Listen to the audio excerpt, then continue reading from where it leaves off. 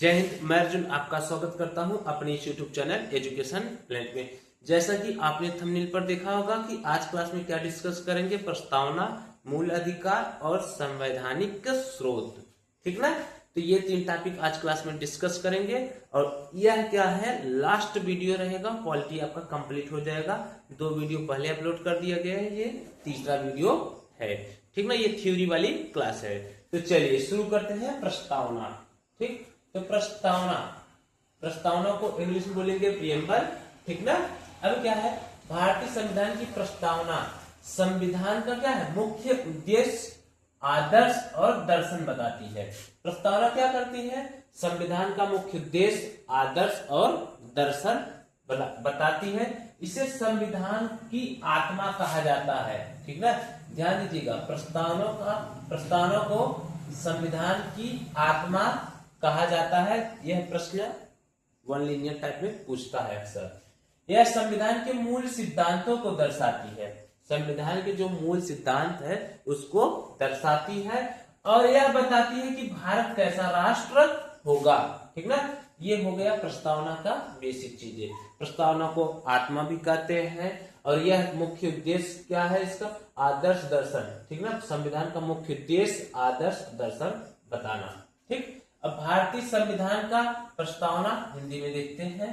ठीक, हम भारत के लोग भारत को एक संप्रभुत्व संपन्न, समाजवादी, पंथ निरपेक्ष, लोकतंत्रात्मक गणराज्य बनाने के लिए तथा उसके समस्त नागरिकों को न्याय, सामाजिक, आर्थिक और राजनीतिक स्वतंत्रता, विचार, अभिव्यक्ति, विश्वास, धर्म और उपासना की समानता, अवसर की तथा प्रतिष्ठा की सुनिश्चित करने के लिए और उन सब व्यक्ति की गरिमा और राष्ट्र की एकता और अखंडता सुनिश्चित करने वाली बलता बढ़ाने के लिए दृढ़ संकल्प होकर अपनी संविधान सभा में आज दिनांक 26 नवंबर 1949 ईस्वी, ठीक ना, को यह संविधान अंगीकृत, अधिनियम और आत्मसमर्पित करते हैं।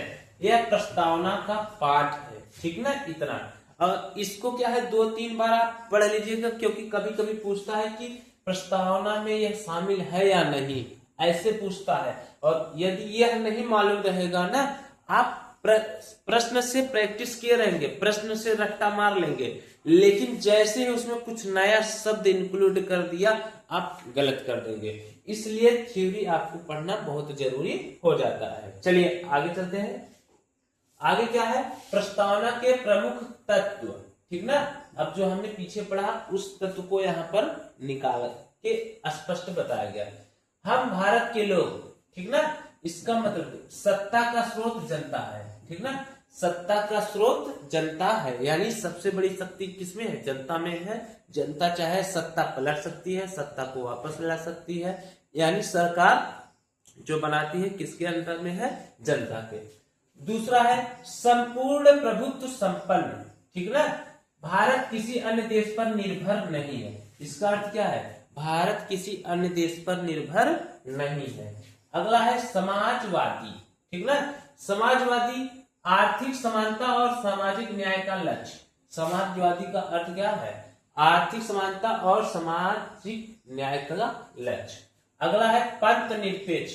पंथ निरपेक्ष का मतलब सभी धर्मों के प्रति समान दृष्टिकोण। ठीक ना, पंथ निरपेक्ष का मतलब सभी धर्मों के प्रति समान दृष्टिकोण। यह प्रश्न ऐसे नहीं पूछेगा कि पंथ निरपेक्ष का मतलब बताओ, तो उसमें इस तरीके से बोल देगा कि अगर यह चीजें है कि मान लीजिए सभी धर्मों के प्रति समान दृष्टिकोण है, तो वो उसको क्या बोलेंगे, उसको बोलेंगे पंथ निरपेक्ष। अगला है लोकतांत्रिक। लोकतांत्रिक इंग्लिश में बोलेंगे डेमोक्रेटिक। जनता द्वारा जनता के लिए जनता का शासन। ठीक ना, लोकतांत्रिक का अर्थ क्या है, जनता द्वारा जनता के लिए जनता का शासन। आगे है गणराज्य। क्या है, गणराज्य, इसको इंग्लिश में बोलेंगे रिपब्लिक। राष्ट्र का प्रमुख व्यक्ति जनता द्वारा निर्वाचित होता है। ठीक ना, गणराज्य का मतलब क्या है, जो राज्य के प्रमुख व्यक्ति हैं किसके द्वारा चुने जाएंगे, जनता के द्वारा। ओके। न्याय, स्वतंत्रता, समानता, बंधुता। ये संविधान के मूल मूल्य है। क्या? न्याय, स्वतंत्रता, समानता, बंधुता। आगे देखते हैं प्रस्तावना में संशोधन। ठीक ना? तो प्रस्तावना में संशोधन कब हुआ?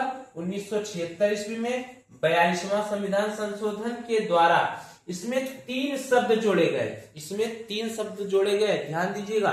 तो प्रश्न यहाँ पर कैसे पूछता है कि मूल संविधान में यह शब्द थे या नहीं, और मूल संविधान में कौन से शब्द हैं ऐसे, या वर्तमान में यह संविधान में मूल संविधान के प्रस्तावना में यह शब्द है कि नहीं। और यह तो यह से पूछ देगा कि कौन से संविधान संशोधन के अंतर्गत इस शब्द को जोड़ा गया। तो देखो 3 शब्द जोड़े गए, कौन? समाजवादी, पंथ निरपेक्ष और अखंडता। ठीक ना? 3 शब्द जोड़े गए किसमें? 1976 ईस्वी में 42वां संविधान संशोधन प्रस्तावना में समाजवादी, पंथ निरपेक्ष और अखंडता। ठीक, चलिए आगे देखते हैं। आगे है, अब अगला टॉपिक आ गया आपका मूल कर्तव्य। ठीक ना? मूल कर्तव्य ये अगला टॉपिक है, फंडामेंटल ड्यूटीज। ठीक, वो प्रस्तावना उतना ही था, जितना इंपॉर्टेंट था उतना बता दिया गया। अब मूल कर्तव्य। अब मूल कर्तव्य भारतीय नागरिकों के लिए संविधान में मूल कर्तव्य का उल्लेख अनुच्छेद 51 का। ठीक ना? मूल कर्तव्य का उल्लेख कहां पर है? अनुच्छेद 51 का में किया गया है। ये कर्तव्य नागरिकों को देशभक्ति, अनुशासन और राष्ट्र के प्रति उत्तरदायित्व की भावना से जोड़ता है। और एक चीज जानते रहिएगा, मूल कर्तव्य लिया गया है रूस के संविधान से।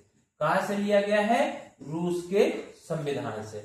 ओके, अब मूल कर्तव्य का परिचय देखते हैं शॉर्ट फॉर्म में। ठीक, जोड़े गए द्वारा, मतलब कब ये जोड़े गए?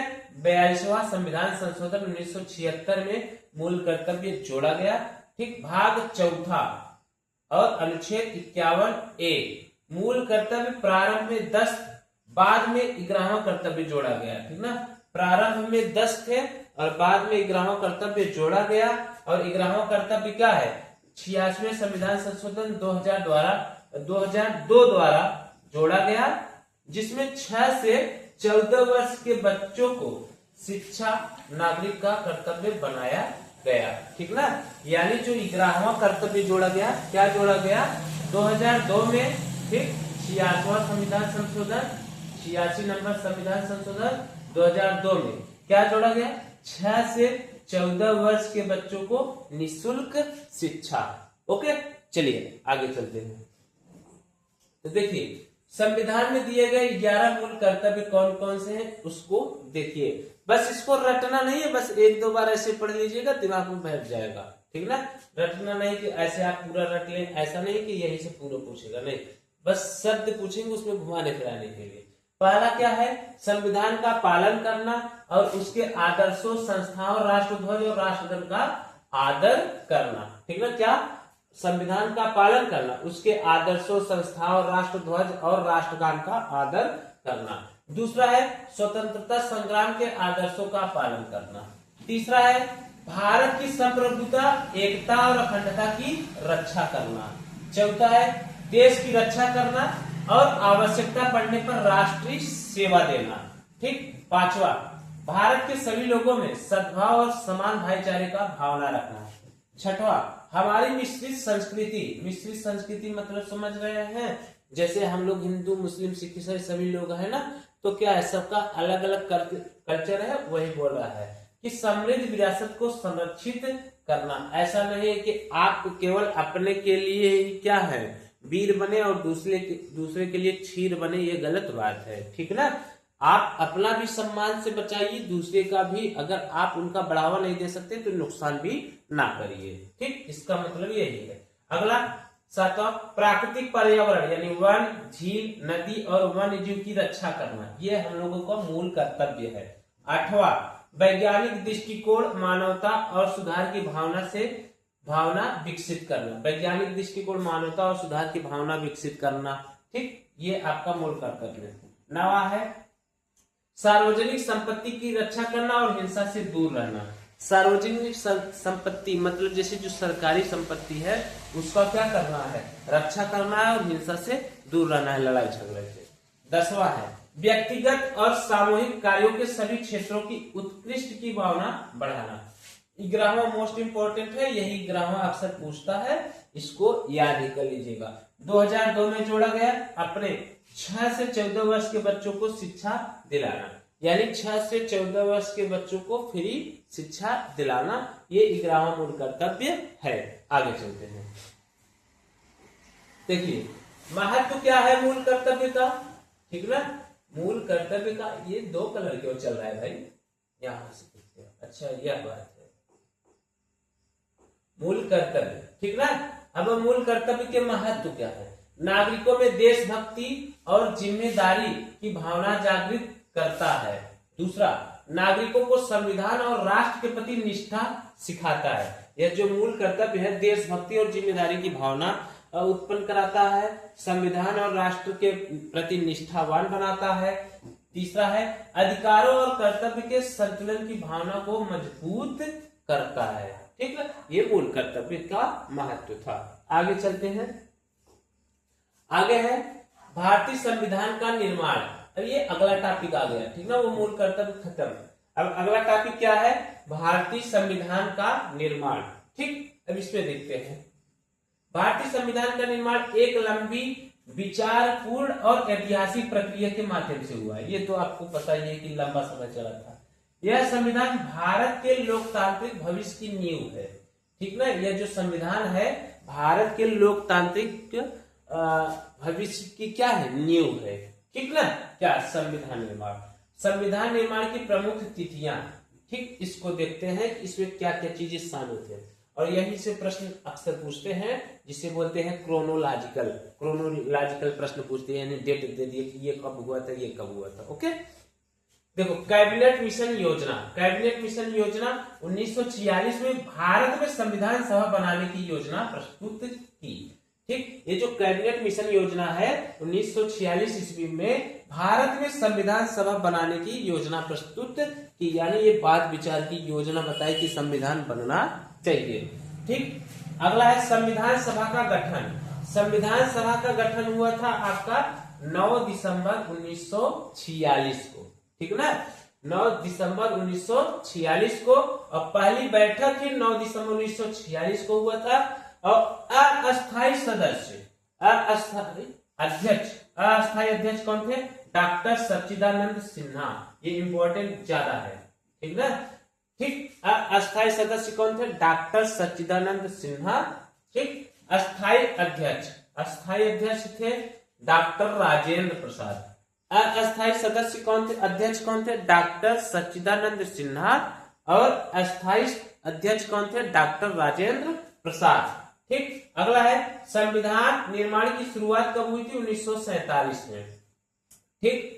छठवां, संविधान पारित यानी स्वीकृत या अंगीकृत कब हुआ था, 26 नवंबर 1949 को। और इसीलिए 26 नवंबर को संविधान दिवस मनाया जाता है। क्या मनाया जाता है, संविधान दिवस, ठीक ना। ये भी ध्यान में रखते चलिएगा, ठीक ना। 26 नवंबर को संविधान दिवस मनाया जाता है, क्यों, क्योंकि 26 नवंबर 1949 को ही संविधान को अंगीकृत किया गया था। आगे देखते हैं संविधान लागू या प्रवर्तन, ठीक ना। कभी कभी लागू न बोल के प्रवर्तन पूछ दिया, आप कंफ्यूज नहीं होंगे। प्रवर्तन मतलब लागू 26 जनवरी 1950 को। सबको मालूम है कि संविधान दिवस 26 नवंबर को मनाया जाता है, ठीक। लेकिन यह भी सबको मालूम है कि लागू जो है 26 जनवरी को हुआ था। लेकिन अगर उसी में पूछ दिया कि प्रवर्तन, तब क्या करेंगे, तो इसीलिए ध्यान दीजिएगा, प्रवर्तन मतलब लागू, ठीक ना। बाद में पछताने से कुछ नहीं होगा, समझ जाइए इसको, ठीक। प्रवर्तन याद कर लीजिएगा। अब संविधान सभा के प्रमुख व्यक्ति कौन कौन है, यह भी एग्जाम में पूछता है, ठीक। तो संविधान सभा के अध्यक्ष डॉक्टर राजेंद्र प्रसाद थे। संविधान प्रारूप समिति के अध्यक्ष डॉक्टर भीमराव अंबेडकर थे, ठीक ना। संविधान प्रारूप समिति के अध्यक्ष कौन थे, डॉक्टर भीमराव अंबेडकर। प्रारूप समिति के सदस्य कौन कौन से थे, यहां से प्रश्न अक्सर पूछता है, क्योंकि इसमें कंफ्यूजन कर देता है कि पूछता है इस प्रारूप समिति के सदस्य नहीं है, ठीक, ऐसे पूछ देता है। तो जब आप इसको याद किए रहेंगे, इनमें से एक ऑप्शन ऐसा रहेगा जो इन व्यक्तियों में से नाम उनका नहीं रहेगा, तो वही नहीं होगा। और अक्सर ऐसे ही प्रश्न पूछता है। तो प्रारूप समिति के सदस्य कौन कौन थे? के.एम. मुंशी, अल्लादी कृष्ण स्वामी अय्यर, ठीक, एन. गोपाल स्वामी अयंगर, टी.टी. कृष्णमाचारी, अगला है सैयद मोहम्मद सादुल्ला, अगले व्यक्ति हैं डॉक्टर बी.एल. मित्तल, ठीक ना, क्या? Doctor BL. मित्तल, ठीक। अगला देखते हैं संविधान सभा के उपाध्यक्ष। संविधान सभा के उपाध्यक्ष थे एच.बी. कामत, सी. राजगोपालचारी, ये कुछ समय के लिए थे। कौन? सी. राजगोपालचारी। अगला है प्रारूप समिति की गठन कब हुआ था? तो प्रारूप समिति की गठन 29 अगस्त 1947 को, ठीक है। प्रारूप समिति गठित कब हुई थी? 29 अगस्त 1947 को।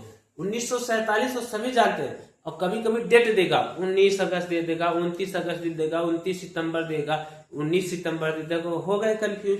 तो इसलिए इसको याद रखिएगा, 29 अगस्त 1947। आगे चलते हैं। आगे है, एक मिनट रुको, पानी पी लिए थोड़ा सा।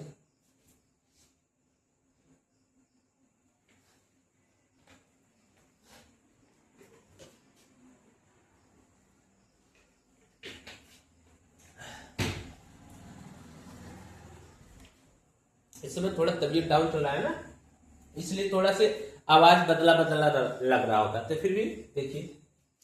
संविधान निर्माण में लगा समय और खर्च, ठीक ना।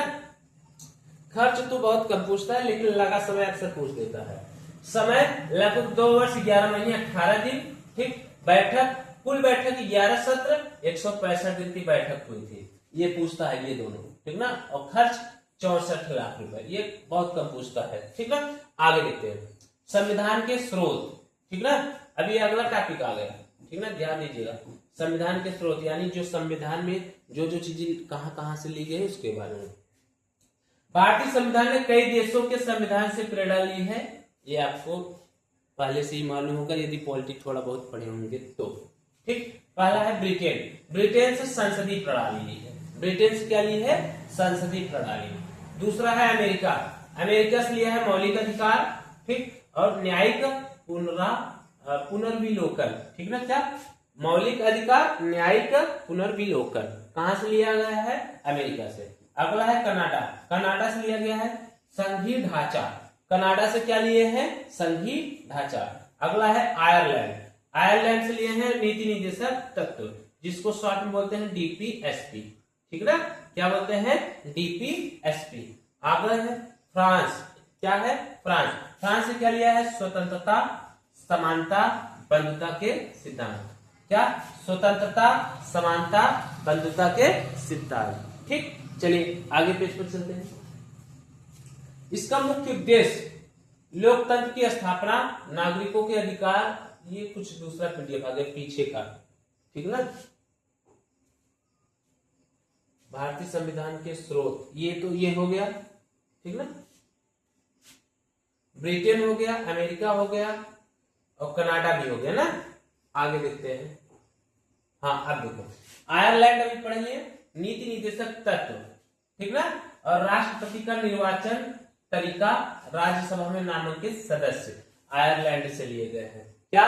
नीति निर्देशक तत्व, राष्ट्रपति का निर्वाचन तरीका, यानी राष्ट्रपति का निर्वाचन कैसे कैसे होगा, और राज्यसभा में नामांकित सदस्य, ठीक। अगला है फ्रांस। फ्रांस से लिया गया स्वतंत्रता, समानता, बंधुता के सिद्धांत। ऑस्ट्रेलिया। ऑस्ट्रेलिया से लिया गया है समवर्ती सूची, अनुच्छेद 108 जैसी संयुक्त बैठक की प्रक्रिया, व्यापार और वाणिज्य की स्वतंत्रता, ठीक। ऑस्ट्रेलिया से क्या क्या लिया गया? समवर्ती सूची, अनुच्छेद 108 जैसी संयुक्त बैठक की प्रक्रिया, व्यापार और वाणिज्य की स्वतंत्रता। अगला है जर्मनी। जर्मनी से लिया गया है आपातकाल, ये मोस्ट इंपॉर्टेंट है, ठीक ना। जर्मनी से क्या लिया गया है? आपातकालीन प्रावधान। अगला है सोवियत संघ, अब जिसको आप बोलते हैं रूस। तो अभी जैसे पिछले क्लास में हम बताए थे ना कि रूस नहीं रहे, यूएसएसआर यदि मिल रहा है तब भी उत्तर सही मानेंगे। तो सोवियत संघ से क्या लिया है? समाजवाद का विचार, पंचवर्षीय योजना, मूल कर्तव्य की प्रेरणा। ये अक्सर पूछते हैं मूल कर्तव्य, ठीक ना। और मूल कर्तव्य अभी आपको पता है 51A यानी 51 कर में उल्लेखित है। ओके, चलिए आगे है जापान। जापान से लिया गया है कानून द्वारा स्थापित प्रक्रिया। क्या? कानून द्वारा स्थापित प्रक्रिया। कहां से लिया गया है? जापान से।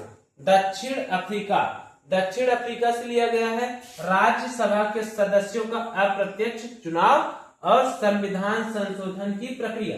यह इंपॉर्टेंट है, यहां से प्रश्न पूछते हैं कि संविधान संशोधन की प्रक्रिया कहां से लिया गया है? कहां से लिया गया है आपका? दक्षिण अफ्रीका। दक्षिण अफ्रीका से संविधान संशोधन की प्रक्रिया लिया गया है। ठीक, आगे चलते हैं और ये लास्ट पेज है। निष्कर्ष क्या निकल रहा है उसके बारे में देखते हैं। भारतीय संविधान एक संवैधानिक मिश्रण है, ठीक ना। क्या? भारतीय संविधान एक संवैधानिक मिश्रण है। ओके, यानी हर जगह सीधा उधर घुमा फिरा के ले दिया गया है, जिसमें पश्चिमी लोकतंत्र की विशेषताएं और भारतीय परिस्थिति के अनुरूप सिद्धांतों का सुंदर मेल है। ओके, यह निष्कर्ष हो गया, ठीक ना। तो आज क्लास में जितना टॉपिक आप थंबनेल पर देखे हैं सब डिस्कस हो गया। ओके, तो चलिए मिलते हैं अगले क्लास में, तब तक के लिए जय हिंद।